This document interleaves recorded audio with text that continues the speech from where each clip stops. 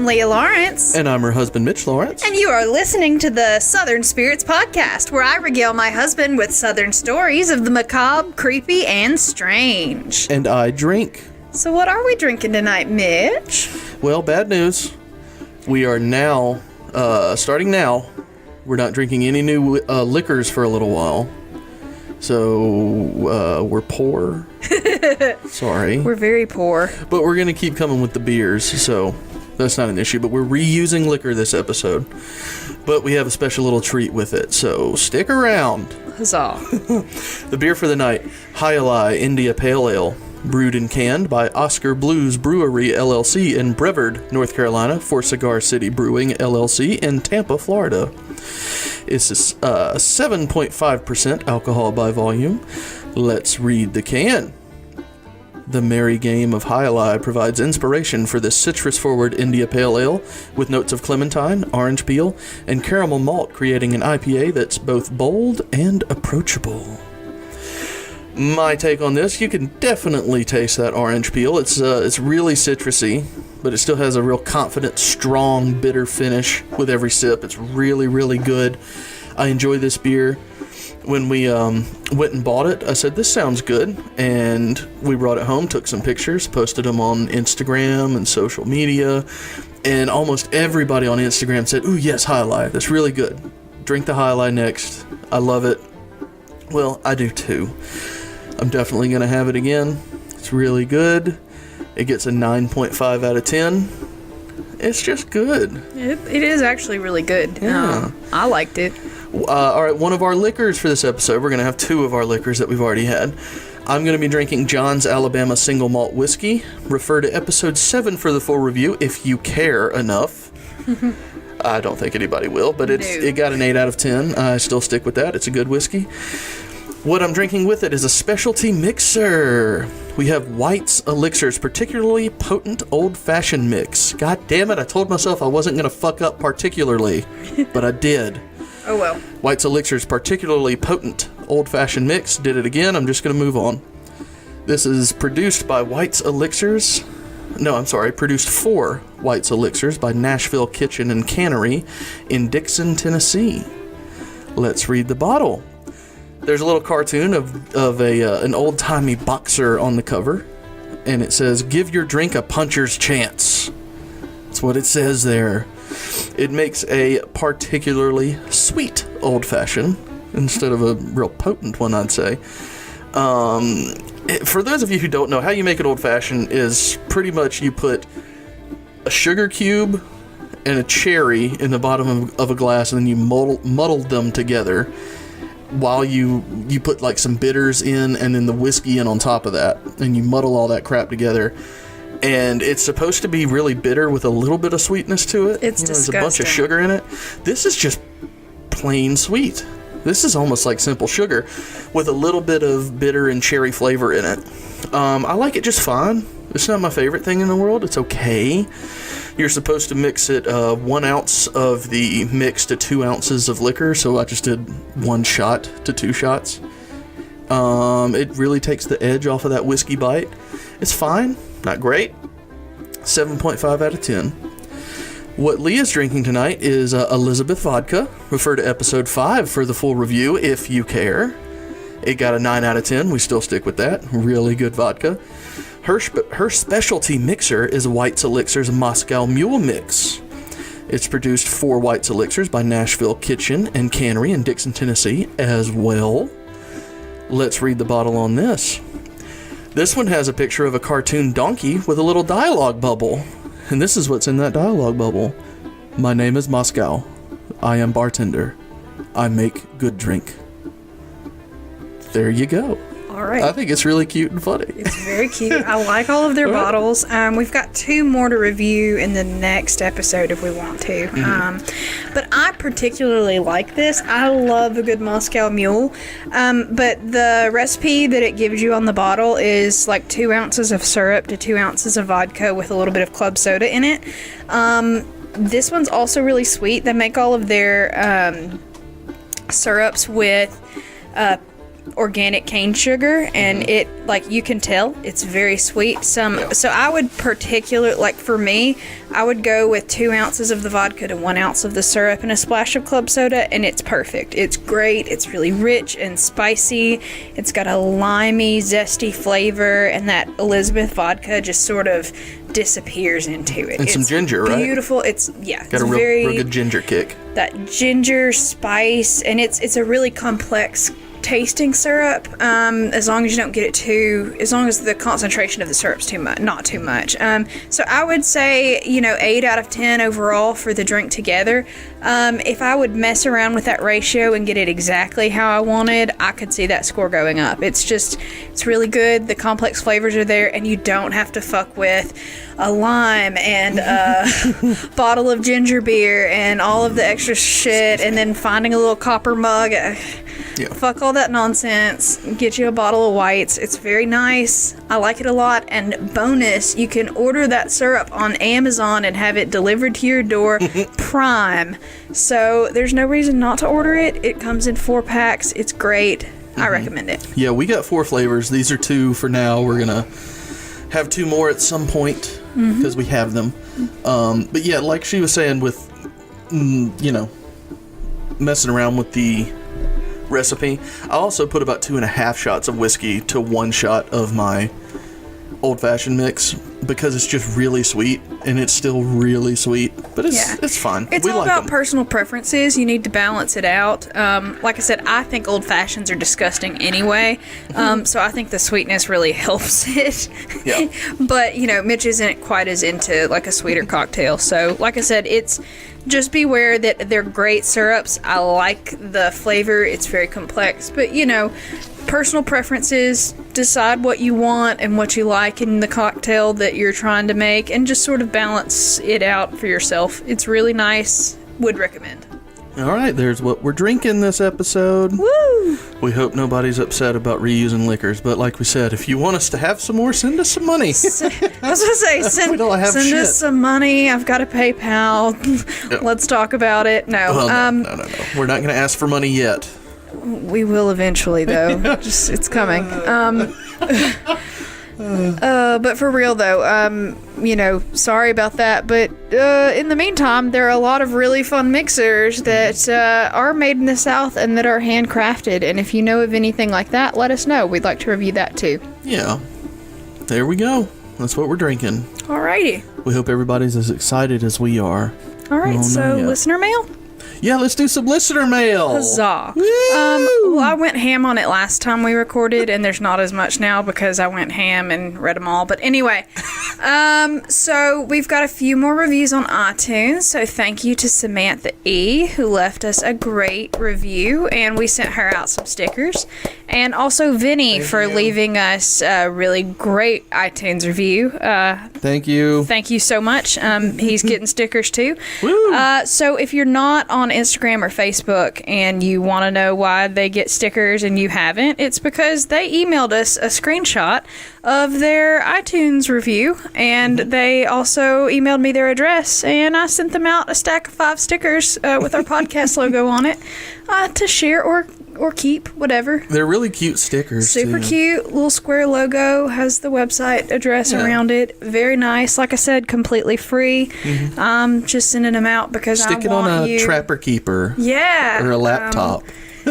Just enjoy those stickers. So if you are out there and you think our podcast doesn't suck and you want some stickers, review us on iTunes, screenshot that bad boy, email it to us at southernspiritspodcast@gmail.com, and give me your address and I'll send it out. And keep telling your friends. We have grown incredibly just over the last week or so. Yeah, we're in like 36 countries now. We gained almost 1,000 downloads in about a week and a half. Excuse me, 36 states and... Oh, there you go. 13 countries. I'm sorry. Yeah. I'm getting a little crazy. Hey. I didn't even hear. I was focusing on what I had to say. Yeah. 36 states and 13, maybe it was 14. I don't know. Something like that. But it's in a lot more countries than just the one that I expected us to be downloaded in. So help us dominate those other 14 states, though. Yeah. Seriously. If you nobody... Like... gross. I didn't say that. If you know anybody in the Midwest, y'all. Yeah. We're not growing very well in like Nebraska. Yeah, nobody in Nebraska likes us very much. So, granted, not as many people there, I don't think, but North Dakota, South Dakota, share it with your friends. West Dakota? I don't think there's one of those, babe. See if you know anybody there. And Maine, like upper Northeast. Yeah, we've pretty much done everything in the Northeast except for Maine, just about, which is weird. So, yeah, if you've got friends that you think would enjoy our podcast, please share it. Yeah, we just would love to continue to be able to do this podcast and spread like a disease. Good God. But a good disease. But no, she's right. I don't disagree. Like Pandemic, you know that game? It's great. Yeah. Is that the name of it? I think it's Plague Inc. I think it's what you're thinking of. No, I'm talking about the board game. Oh, yeah. I thought you were talking about the mobile game. Oh, I like both of those things, but anyway.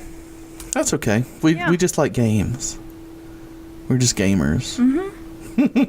All right, so are you ready for a weird place name? Please give me a weird place name. All right, well, let me bring that up for you right here. Today we are going to the great state of Kentucky. Again? Oh, shit. It was last time. Oops. It's okay. Well, yes. I love you, Kentucky. Here's another one for you. Yay. All right, so we're going to 88, Kentucky. 88? 88. Spelled out or just the numbers? Either, but spelled out nowadays. Initially, just 88. Okay.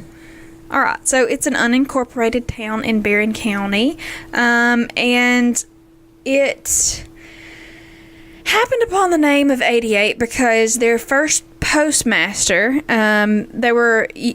so they got a post office. So when you get a post office, you have to name the town so it can have a post office to go to, I didn't know that. Okay, yeah. So I figured if you had a town, then you get a post office. I didn't know that it had to have a name. Well, yeah, it does. So, like, they had to... You could just be given a post office without there being a town, technically? Well, no. There was a town. There were people there, and there were enough people there that they needed a post office, so they got a post office, and you have to have a name for the town to have a post office. So, anyway... This is weird. And it happens, like, reading all of these town origins, that's oddly enough something that comes up a lot.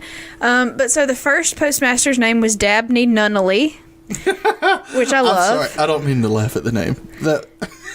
Dabney Nunnally. It just rolls off the tongue. It's pretty great. Yeah. And he came up with the name because he had really terrible handwriting, and he thought that if he used a number as the town's name, that it would make legibility on the mail a lot easier, and people could be able to read it a lot better. And so to come up with what number he wanted to use, he reached in his pocket and he counted out 88 cents in change. So after that, they became 88 Kentucky. This is ridiculous. That's fun, though. It is. I like that. I really, if y'all haven't noticed, I really like simple things. I'm a simple person. And I like it. Kind of marijuana. Stop that. Sorry. Stop it. Because I know that you were singing the Shinedown version, and I'm so disappointed in you right now. Well, that's the one that's douchier. I'm sorry. Oh, Leah. I mean, growing up here, you hear Leonard Skinner all the time, but, I mean, you want to go super douche if you're going to make the joke. I'm sorry. Go super douche. Episode title within the first 15 minutes. We cannot name the episode super douche. Hey, once people find out what loose change means, they're going to be upset anyway. Gross. Y'all enjoy episode 11. I sure did. Oh. Well, I'm very uncomfortable. I just really like that. I mean, if you can reach in your pocket and name the town, whatever you find in there, that's worse. What was that? Is that not going well over there? No, it just got real ginger at the bottom and it opened my sinus passages. Ooh, Leah took a sip and made the most horrendous face. It tastes good, but it was, how ginger sort of kicks a little bit. I love ginger. I got a mule in the mouth. Oh, Jesus. Happened on your wedding night, too. What up? It did not. You got really drunk and went to sleep. I got real drunk at our wedding. No, you got real drunk after our wedding. Yeah, well, I mean, it was. I wasn't drunk while we were doing our vows, but No. yes. He sat there with the guy Accurate. that was playing in the band, and they drank a bottle of champagne. We drank like 4 bottles of champagne. Yeah, and got super fucked up Hey while Zach, I was haven't talked to you in a while. Great. It was- Anyway. my fraternity brother was our band, and we caught up after the wedding. A lot. Yeah.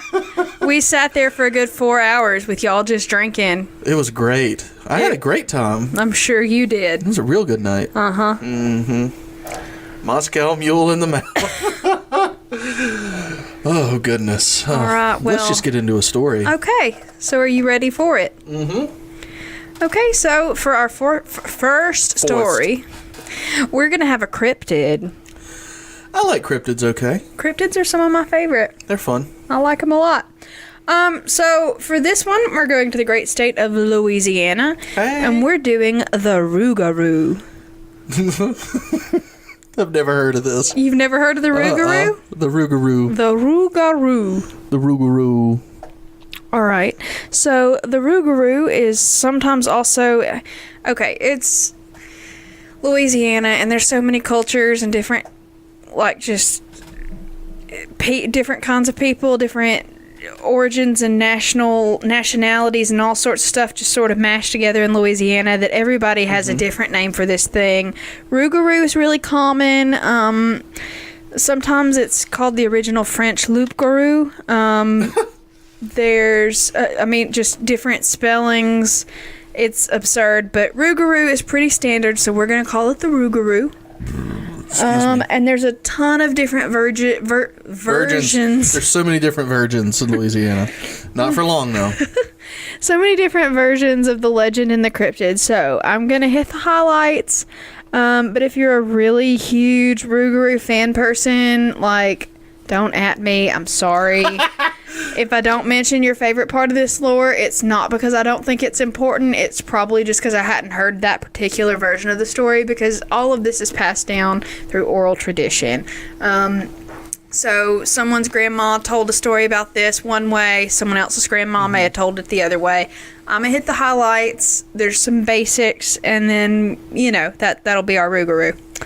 So I'm trying. I'm sorry if I don't mention your favorite part, but we're going to go and we're going to try. Let's do. As long as you mention my favorite part. All right. What's your favorite part? I've never heard this, so just you better fucking figure it out. All right. Well, we're going to go directly into a shot in the dark. Ooh, that's too early. Ooh, excuse me. And your question is, what exactly is a Rougarou? That's not fair. So A, is it a demonic alligator? Is it B, a cannibalistic wolf man? Or C, a vampiric deer? All right, I'm going to think this through.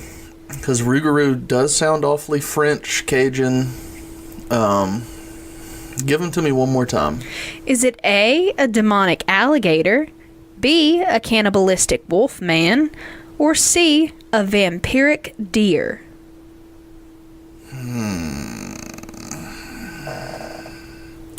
I'm going Wolfman. God damn it. Yes, it is a wolf man. I'm so happy. There's no French that actually came into well, if you had listened to what there. I said before and knew any French, loup, L-O-U-P, I assume it's loopy? I don't know. Anyway, that means wolf in French, so loup-garou. I didn't listen, but I Yeah. did take 2 years of French in high school. Congrats. Made A's in both. So proud of you. I'm real good at it. Do we French have a is chaser real for that? easy language. I do not have a chaser. Would you like a chaser? Yeah. Okay, let me get my phone out so we have something to put on Instagram. All right. Hold on, let me get it ready. Gonna be miserable. Yeah, Leah's taking a shot of whiskey. All right, you ready? Hold on, let me get the logo. Ah, there you go. Let me zoom in. Hold on. Okay, ready. 3, 2, 1. I'm recording. There you go. How's that whiskey?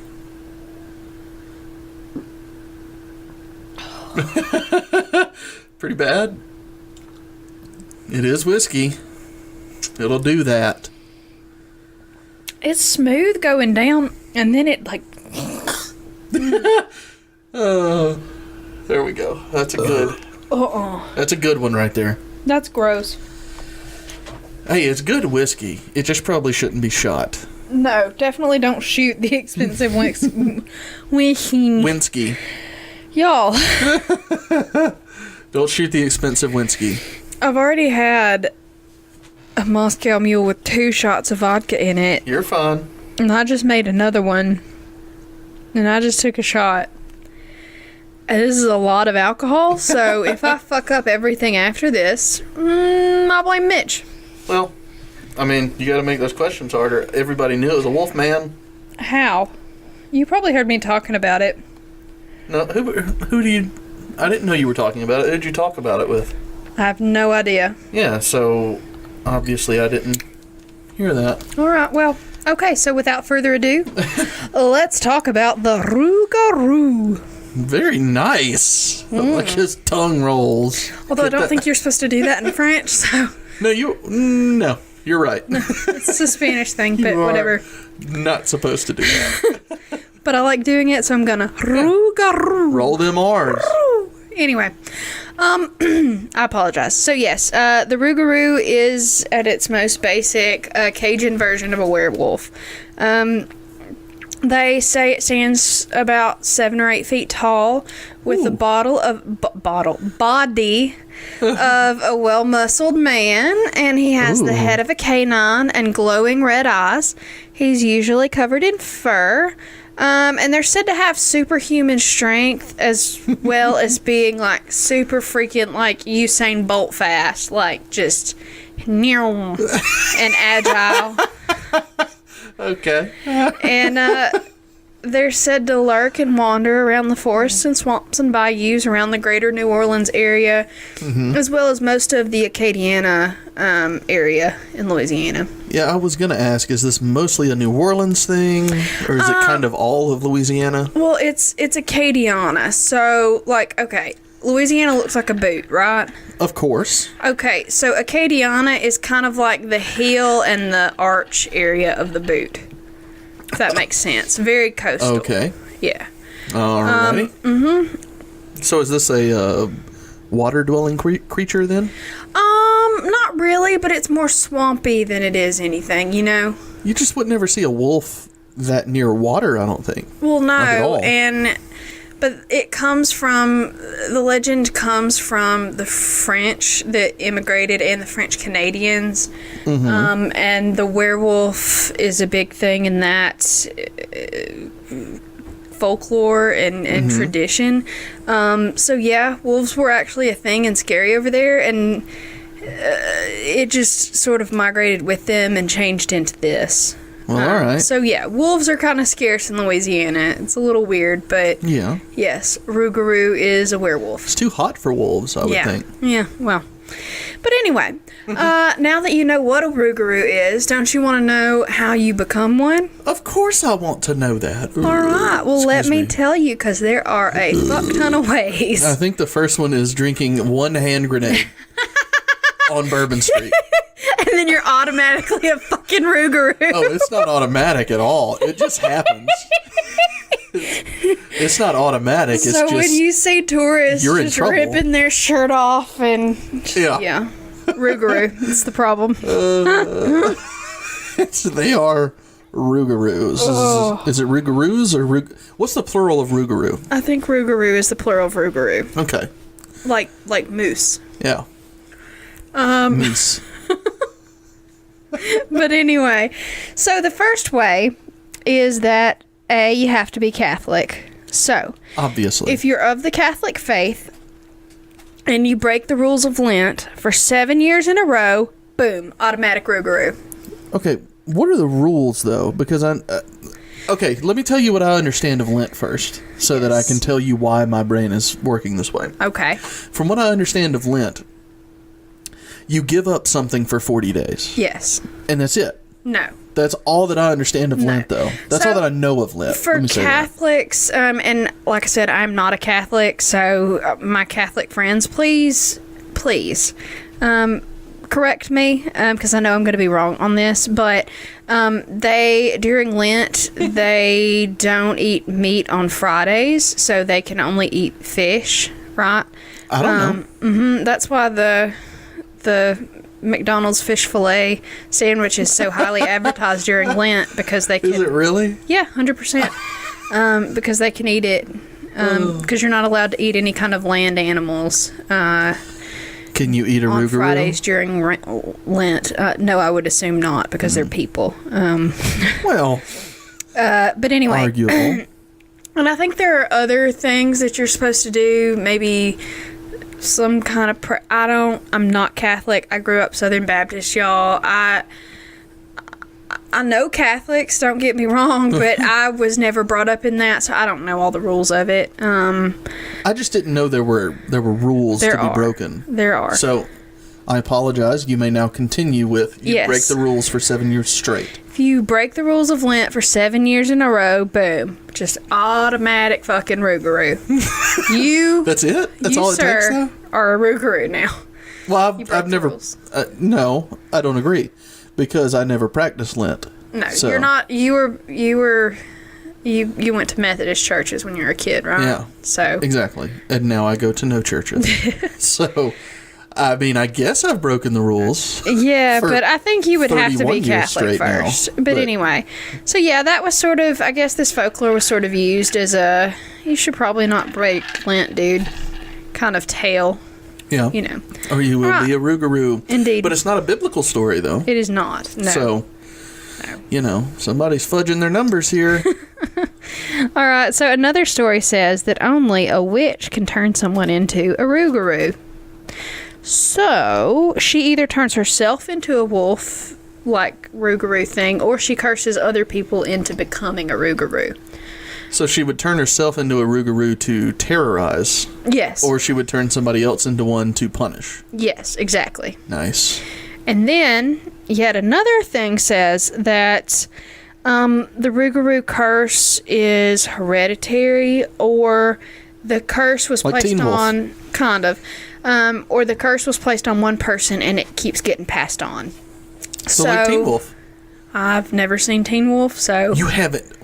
Okay, we're stopping the podcast. What? We're going to go watch Teen Wolf. We'll be back in 2 hours. What? How have you never seen Teen Wolf? I'm sorry. That just didn't... The makeup makes me upset. We're watching it. Okay. We're watching it. Not right now. We're not really going to stop, but we're going to watch Teen Wolf. All right. I'm down.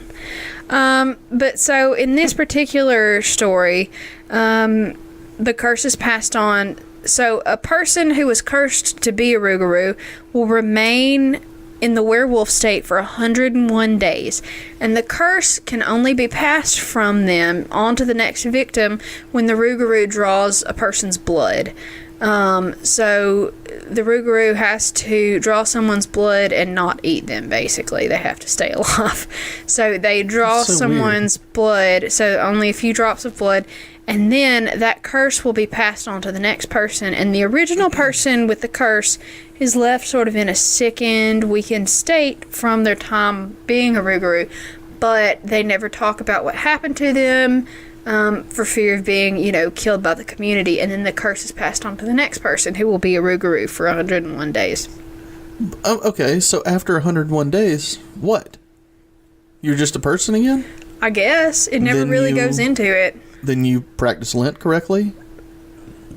Depends on how you were made into a rougarou in the first place. So is it like the challenge to survive for 101 days? Being a rougarou and people are trying to kill you or something? I think it's more of a... Like you're a rougarou for 101 days and if you don't pass on the curse, it kills you kind of thing. Yeah. Well, that would be interesting. Yeah, but I mean, like I said, there's so many different versions of this story that who knows? But the original person with the curse, like I said, was left in a sickened state. They don't talk about it. But a lot of the stories that you find about people who pass on the curse is that they only live a couple of years after anyway because they are all fucked up mentally and they end up committing suicide. And a lot of the times, the victims of rougarou do the same thing. So one of the stories that I found was an old woman. So there's a college paper called the Nicholsworth paper in Louisiana. I don't remember which college it was, and I didn't write it down, so I apologize. Let us know which college that's from. But in an article that one of their folklorists did, there was an old lady telling a story about her experience with Rougarou as a kid. So this is the lady talking about it. She said that a local boy was being followed by a dog. Okay. Happens to me a lot. When he decided to cut it with his pocket knife because... Why? Apparently he's a sociopathic little bastard, but whatever. The fuck, man? I don't know. So the boy saw the dog turn into a man, and he freaked the fuck out, so he ran home to tell his family. And according to the woman, and this is the quotes here. The next day, a prominent physician appeared in town with his right arm cut and in a sling. I remember when it was the doctor. It was him. I remember when the physician shot himself there in Lockport. A year later, the boy killed himself and left a letter that the family turned over to the sheriff. Even today, he refuses to let anyone see it. Now, what the letter said, who knows? But probably confessing to be a Rougarou. Exist. I don't know. What's happening? Rougarou. You're right. Sorry. That's how we just, make pronouncements from now on. Rougarou. Hey, Rougarou. My bad. Sorry. So, regardless of how a Rougarou is formed, it's always said to be a creature that's going to stalk humans in the night. They're going to maul them, devour anything in the path. A lot of cattle mutilations and, pets being stolen and swiped and kids going missing. All that stuff is blamed on Rougarou. Mm-hmm. Just sort of a boogeyman type character. Excuse me. But the question is now, if you find yourself up against a Rougarou, how do you defend yourself? You follow the rules of Lent. No. Fire, actually. Oh, well, you know what? It's a little more practical. That's my fault. So fire's a great start. It doesn't like fire. It's freaked out with fire. Fire's a good way to so if you're wandering the backwoods of Louisiana, bring a torch. It helps. If nothing else, it'll keep the mosquitoes away. They are definitely in that swamp, too. Indeed. And then salt is also a great second method because they're said to be unable to touch salt without it irritating them. So salt and fire. Really? Yeah.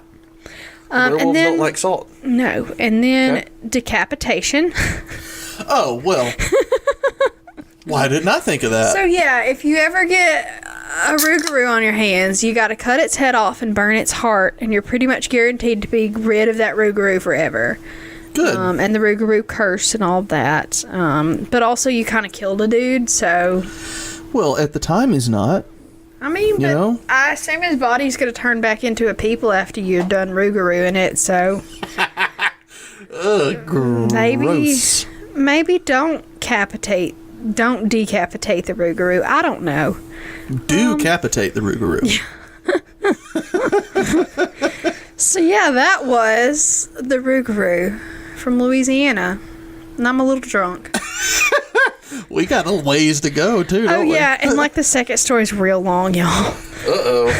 Well, strap in. We're going for 2 hours tonight. We're not going for 2 hours. It's just one that I'm very much attached to. Oh, that's sweet. All right, so are you ready for the second story? Yeah, I'm ready. All right. As long as you are. We're going to talk about the devil and Robert Johnson. In or and? And. The devil in apostrophe Robert Johnson. Just and. Okay. We don't need to contract things. I was just... The devil and Could it Robert maybe be Johnson. an ampersand? I love the word ampersand. That's a good word. I love it. So, we're going down to Mississippi for this one. Rosedale, Mississippi, specifically. Rosedale. Where's Rosedale? You can find it on a map. Oh, okay. All right, everybody, that's where Rosedale is. It's in Mississippi. It's on a map. All of y'all can go fuck yourselves. Sorry. I'm really drunk, and I promise you I researched this one, but y'all. I shouldn't have asked you where it was. No. That's my fault. You should know by now. It's not going to happen, baby. All right. So this is the legend of Robert Johnson, the king of the Delta Blues. Blues? Oh, okay. All right. I'm in. All right. So Robert Johnson was born in Hazelhurst, Mississippi on or around May 8th of 1911.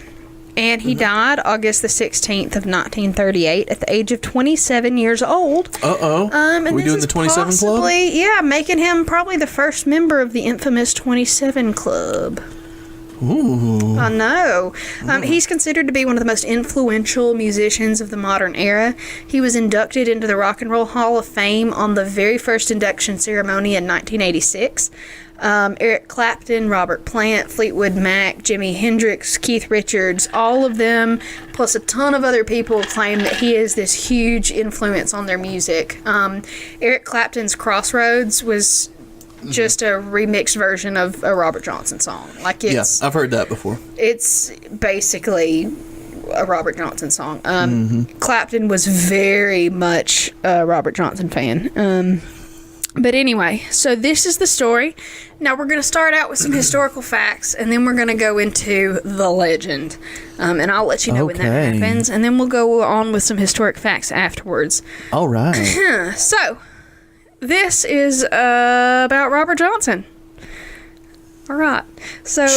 All right. Sorry. I don't know what you wanted from me. There's a nice little pause there. Yeah. So, Robert Johnson's mother's name was Julia Major Dodds, and she was married to a man named Charles Dodds, who was a prosperous furniture maker, and they had 10 children together. That's too many. Well, Charles had a dispute with some of the local white landowners in Hazelhurst, and I could never find out what that was about, but, I mean... Land, I imagine. Whatevs.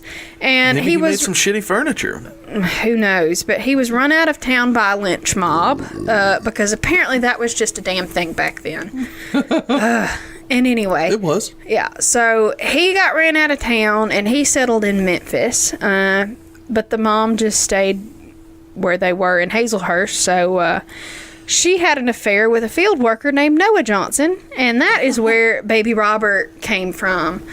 So when Robert was about 2 years old, Julia sent him to Memphis to live with her husband Charles. Were they both named Johnson? Am I remembering something wrong? No, Dodds. He was Charles Dodds. That's right. Yes. I knew that I heard something different, and I was really confused. Now, why did the town just chase him out and not everybody? I'm just telling you what I know. The biographical... They were black people, were they not? Yes. That's what I thought. Yes. That's what's confusing is, like...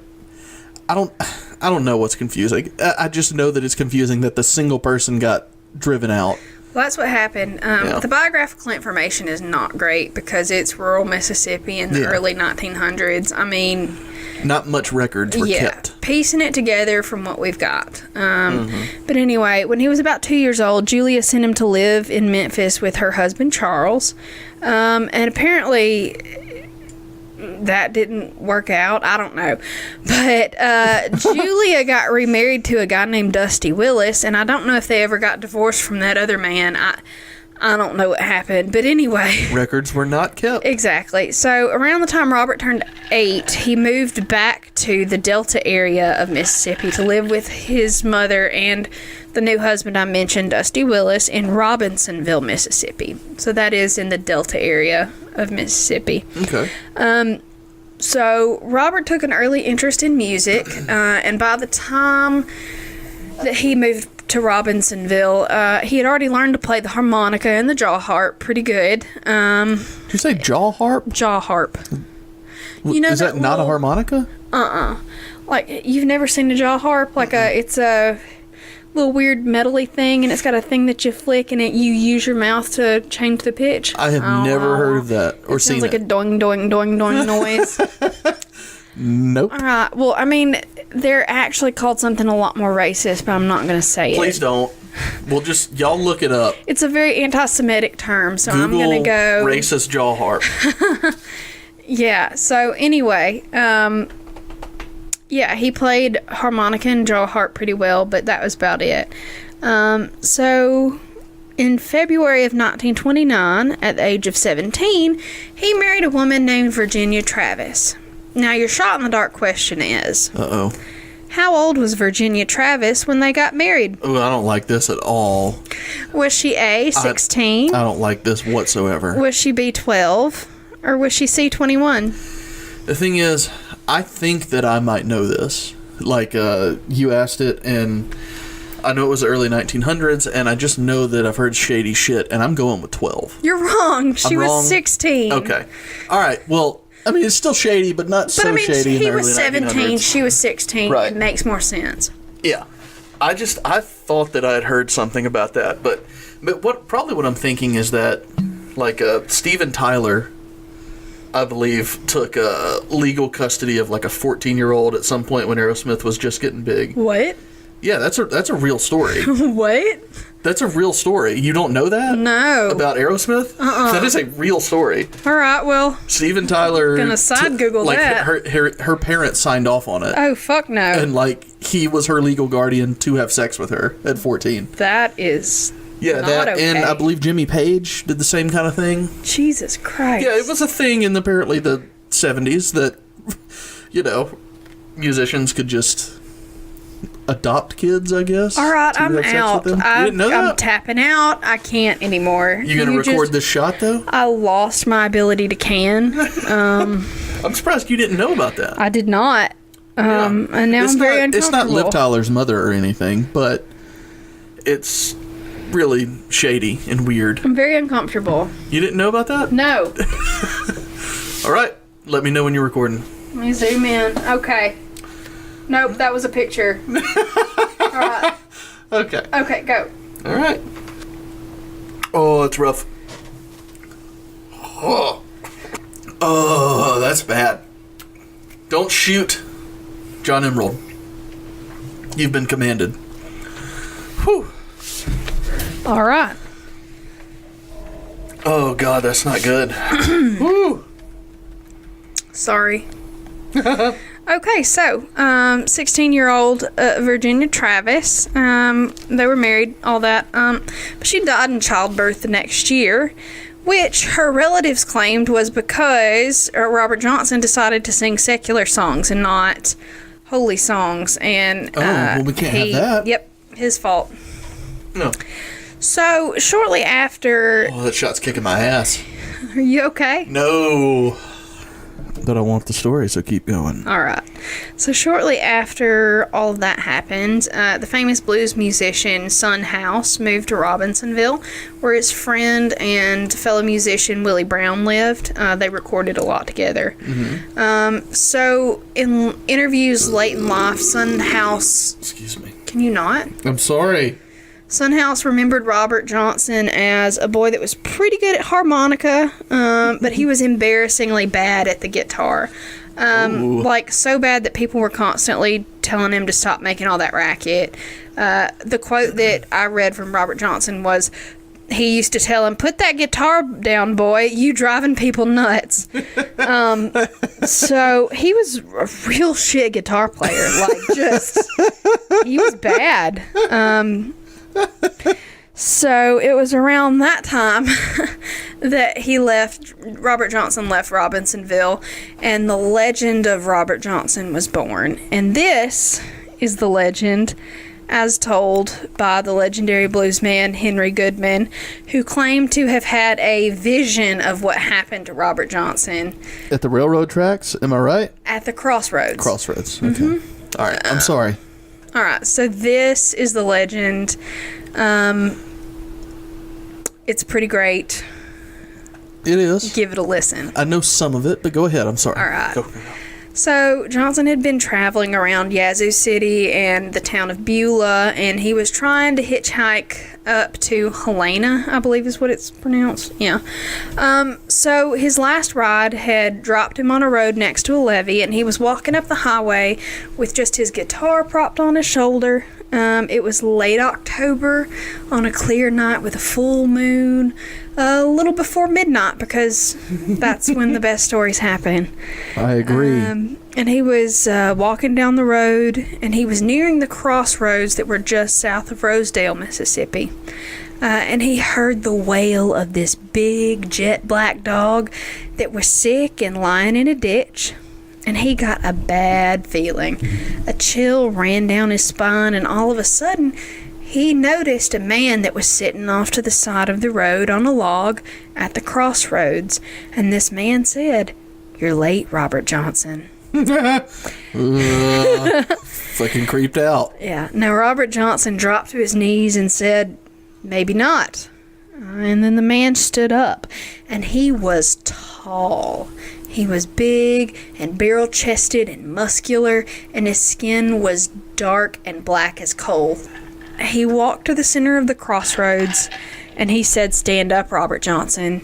You want to throw that guitar in the ditch with the dying dog and head on back to Robinsonville and play that harp with Willie and Son? Or do you want to play that guitar like nobody ever played it before? Make a sound like nobody ever heard before? You want to be the king of the Delta Blues and have all the whiskey and women you want?" Deal. No. That's all it took. Johnson replied, "That's a lot of whiskey and women, devil man." Did he Yeah. I literally almost said that's so much whiskey and women.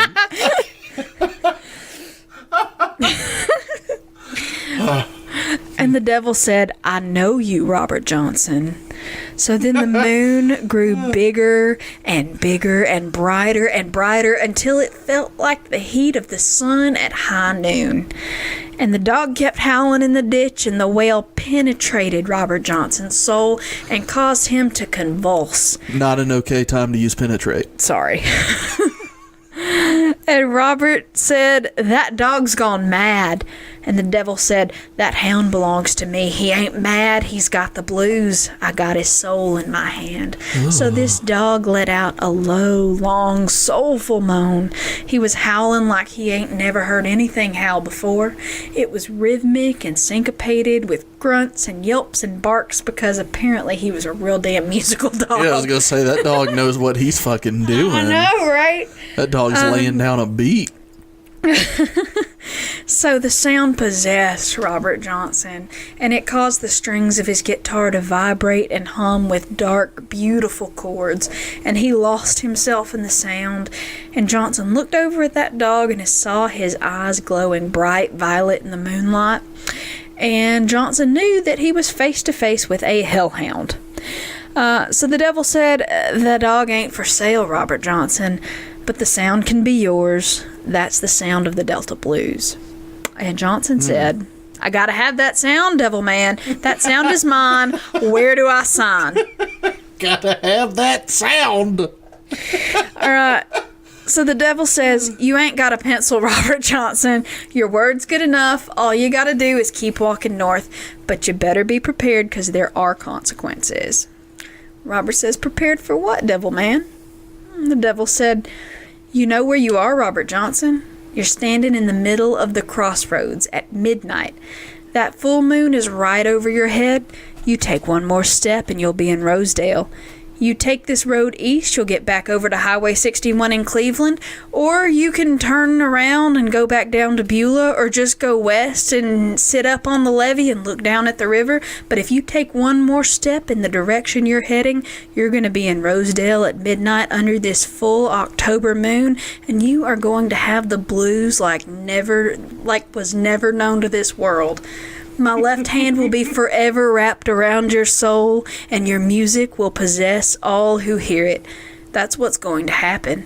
That's what you'd better be prepared for. Your soul will belong to me. This is not just any crossroads. I put this X here for a reason, and I've been waiting for you." It's the crossroads. It is the crossroads. All right, I got a very important question. Yes. I believe. There is a Cleveland, Mississippi? Yes. Is there really? Yeah. There's a Cleveland everywhere, isn't there? Yes, there's Cleveland, Alabama, Cleveland, Mississippi. There's a Cleveland, Alabama? There's a Cleveland, Tennessee, yeah. I know there's a Cleveland, Tennessee. There's also a Pittsburgh, Tennessee. There's a lot of places that they're the same, and that has nothing to do with what we're talking about here. I'm just confused because if he was going to Cleveland, that's a long fucking way, but it's basically directly north from Mississippi. Yeah. That's all I'm saying. Maybe he was going to Cleveland, Ohio. Possibly. Can we keep going with the devil thing? I mean, if you want to, I just want to know about Cleveland. Fuck you. Devil time. Jesus Christ. All right. So Robert says, "Step back, devil man. I'm going to Rosedale. I am the blues." Oh. I know, right? He's so dark and emo. So the man steps to one side and says, "Go on, Robert Johnson.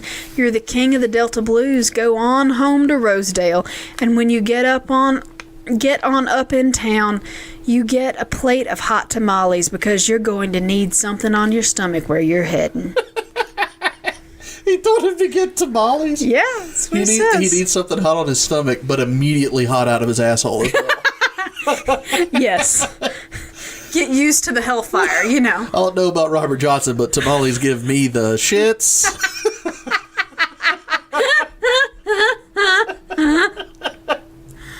I mean, I tell a real dramatic story about someone selling their soul to the devil, this Faustian bargain, and you have to bring it around to shits. I mean, tamales. The devil brought up the fiery tamales.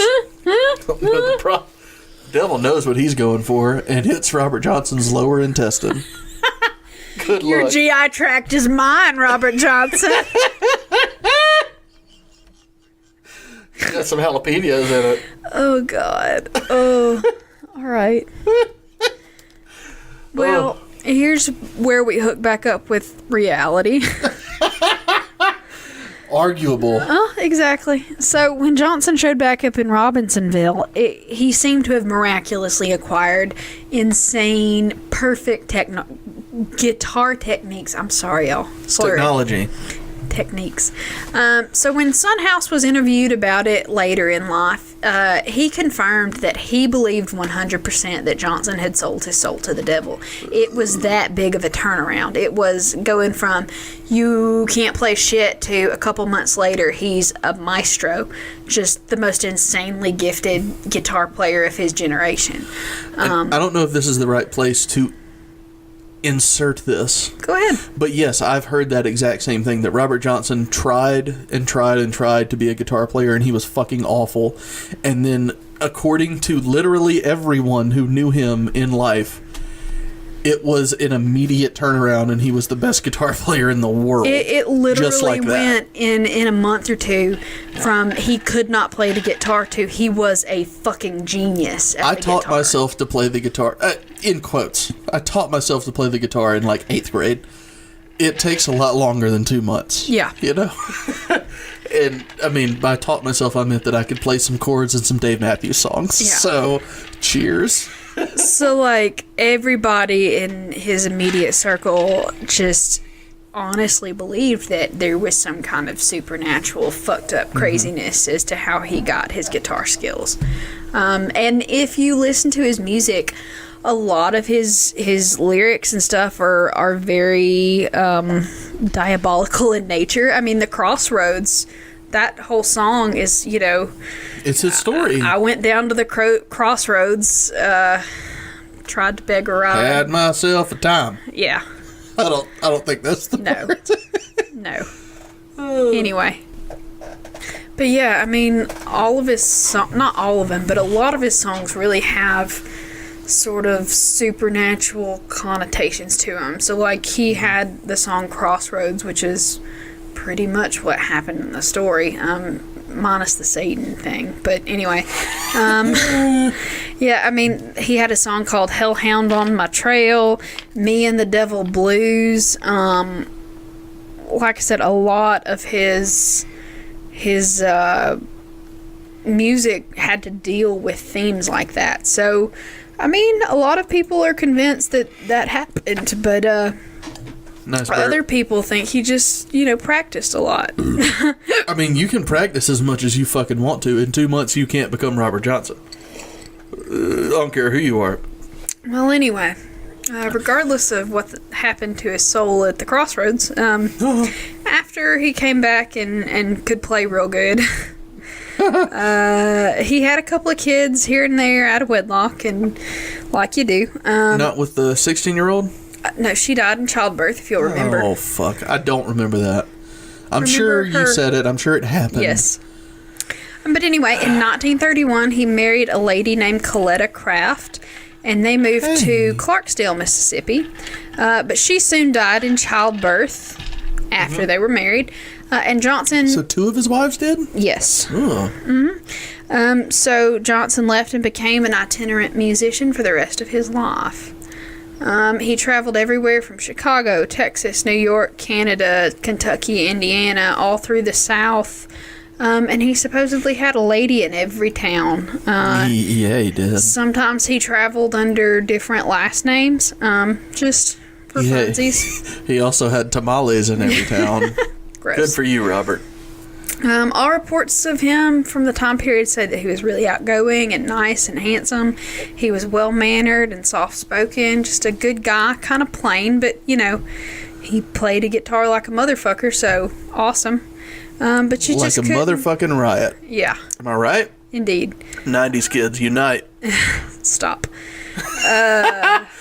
I'm really hammered. Yes. This is a bad one. Yeah, but basically, you just couldn't pin him down. He liked booze and he liked ladies, and he could get all of it he wanted because his guitar licks were so sweet. No, because of the devil. Yeah, that too. But his guitar licks were so sweet because of the devil, so, you know. Accurate. But anyway, there are like 29 existing songs that he recorded. You can still listen to them today. I'm sure you can download them on iTunes. They're all really good if you're into the blues, and my dad was, so I've listened to Robert Johnson all my life. Your dad's into weird shit. He is. But also some good shit. Yes. So, what are you going to do? I mean, and some good weird shit, you know, whatevs. Accurate. But anyway, Robert Johnson died on August the 16th of 1938 at the age of 27, like we said before, and he died near Greenwood, Mississippi of unknown causes. Now, there are 2 stories about what happened to him. The first story is that he was playing music at a country dance, and he was flirting with a married woman, and her husband didn't take too kindly to that, and he poisoned a bottle of whiskey and offered it to Johnson. Well, Johnson took the whiskey, and he drank it because he liked whiskey and ladies, and he died in agony 3 days later. I don't think whiskey poisoning takes that long. So, I would have a problem with that story already. Well, that's what all the historians had a problem with, because they said strychnine, which is what was supposed to have been poisoned in the bottle, apparently has a flavor that you just can't mask with alcohol, and he would have had to have consumed a lot of it, and it's probably pretty immediate as well. And you would die in a couple of hours, not a couple of days. So a lot of people say that's bullshit. Well, unless he saved it and drank it a couple days later, but still. Who knows? But then historians looked at it and they think that it's possible that he actually died of untreated syphilis. So that makes more sense. Exactly. Well, syphilis also like fried the brain, right? Mm-hmm. Did Robert Johnson have like did he have mental issues? Did he have unexplained anger, outbursts, anything like that? Not that anybody says, but I mean, he traveled so much that, like I said, they're piecing... It was also the 30s, so... Yeah, they're piecing together stories of his life from other musicians that were traveling at the time. So, and we don't have YouTube footage. Exactly. There's not a lot known. There's only 2 confirmed pictures of him, and he's actually a very handsome man. You can look on Wikipedia. They've got an article and a photo of him. He's a very nice looking man. I agree. But yeah, that's just poison, booze, or syphilis. Whiskey or women, take a pick. Oh, that's funny. All right, so that was the story of the devil and Robert Johnson. That was a really good story. Yeah. I'm happy with that one. Me and too. Thank you for that burp. You're welcome.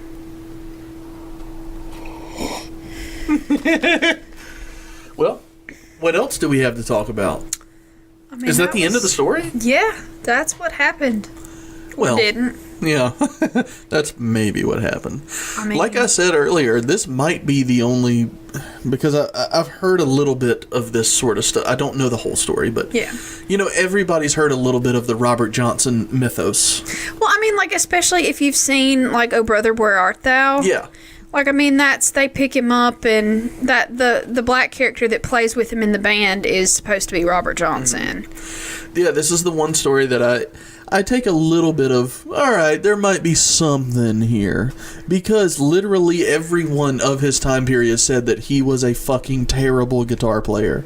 And then all of a sudden, he is the best guitar player. Exactly. So, there's something that I take. It might not be supernatural, but there's something fucking weird going on with Robert Johnson. Maybe he was hustling people for 5 years or something before. Possibly.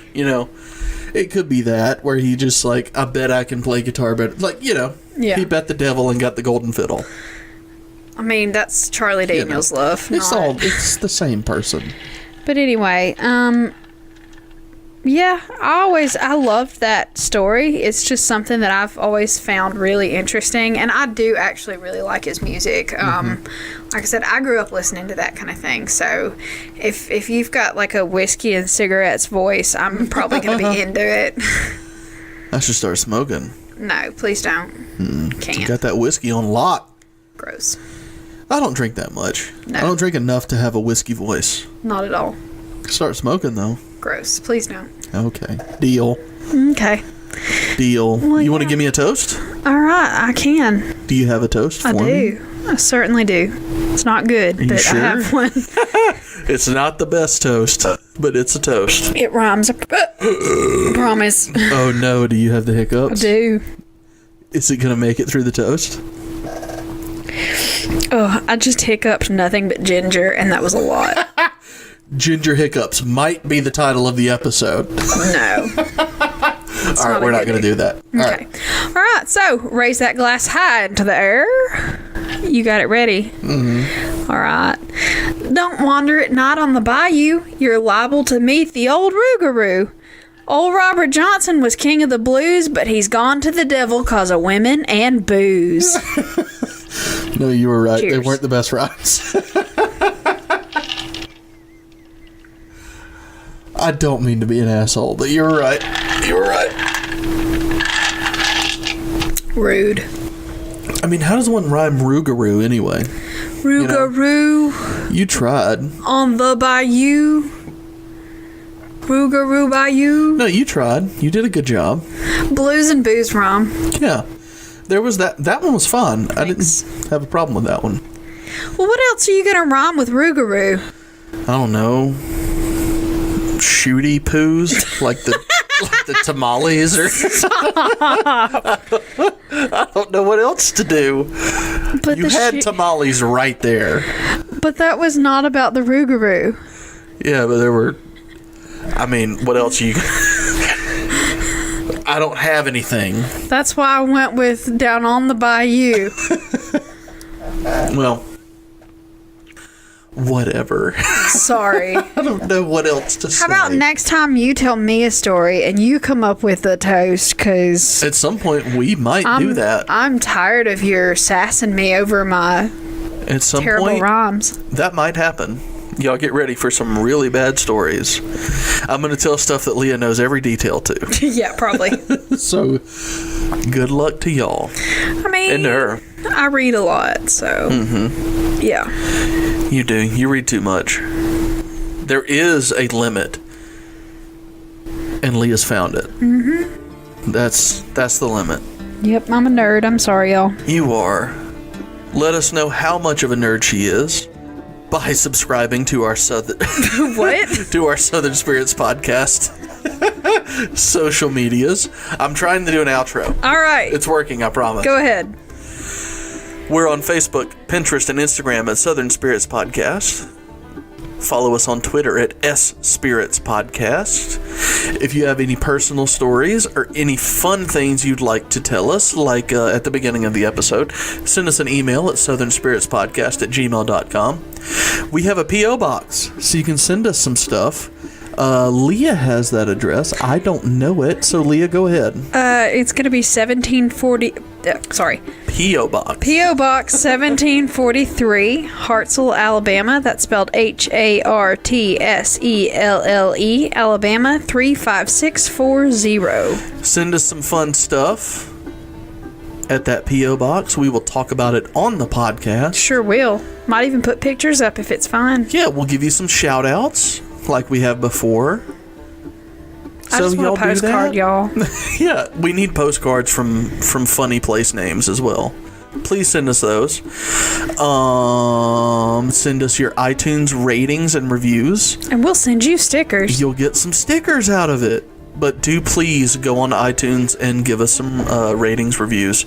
We need those. It helps boost us. We get in front of more people.